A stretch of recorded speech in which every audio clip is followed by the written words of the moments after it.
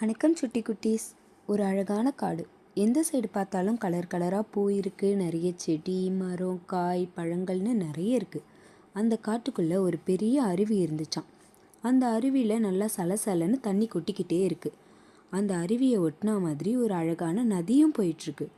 தினமும் அந்த நதிக்கிட்ட காட்டு விலங்குகளில் எல்லாமே தண்ணி குடிச்சிட்டு போகும். ஒரு நாள் ஈவினிங்கில் அந்த காட்டோட ராஜாவான சிங்கம் தண்ணி குடிக்க வந்துச்சான். காட்டு ராஜானா சும்மாவா? அந்த சிங்கத்துக்கு ராஜான்ற கர்வமும் அதிகமாக இருந்துச்சு. அவர் தான் ஹீரோன்னு ஒரு நினப்பு வேற. ஆனால் இந்த சிங்கம் தண்ணி குடிக்க வந்தாலே மற்ற விலங்கு தண்ணி குடிச்சிட்டு இருந்தாலும் தள்ளி போயிடணுமா.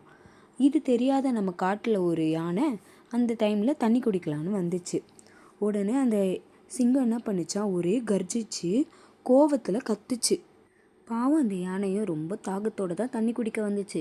இருந்தாலும் இந்த சிங்கம் கர்ஜிச்சதை பார்த்துட்டு சரி நமக்கு எதுக்கு வம்புன்னு தள்ளி போயிடுச்சு. இந்த சம்பவம் நடந்துட்டு இருக்கும்போது பக்கத்தில் பார்த்தா ஒரு பெரிய மரம் இருந்துச்சு. அந்த மரமும் ரொம்ப வருஷமாகி பழசாயிடுச்சு. அது பட்டுன்னு உடஞ்சி விழுந்துருச்சு. அதோட கிளை விழுந்த இடத்துல ஒரு குட்டி குரங்கு வேற மாட்டிக்கிச்சு. இப்போ நம்ம சிங்கம் தான் ராஜா இல்லை, ஸோ அவர் தான் ஹீரோன்னு சொல்லிட்டு அந்த குட்டி குரங்கை அவர் தான் காப்பாற்ற போகிறதா ஒரு டைலாக் வேற விட்டுட்டு அந்த மரத்தை தள்ளலான்னு போயிருக்காரு.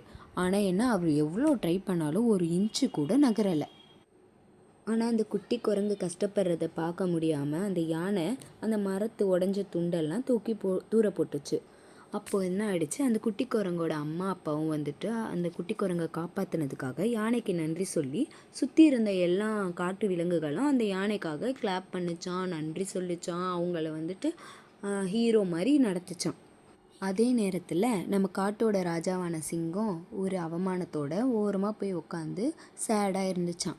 அப்போ நம்ம யானை சொல்லிச்சான், யாரையும் மிரட்டி நமக்கு தேவையான பிடிச்ச விஷயத்தெல்லாம் நடத்திக்கிறது மட்டும் ஹீரோயிசம் இல்லை, எந்த ஒரு குறிக்கோளும் இல்லாமல் மற்றவங்களுக்காக தேவைப்படும் போது நம்மளால் முடிஞ்ச சின்ன உதவியாவது செய்கிறது தான் உண்மையான ஹீரோயிசம்னு சொல்லிச்சான். சிட்டி குட்டீஸ், இந்த கதை உங்களுக்கு பிடிச்சிருந்துச்சா? இந்த கதையில் வர யானை மாதிரி இனி நம்மளால் முடிஞ்ச ஹெல்ப்பை தேவைப்படுறவங்களுக்கு நம்ம செய்வோம் தானே?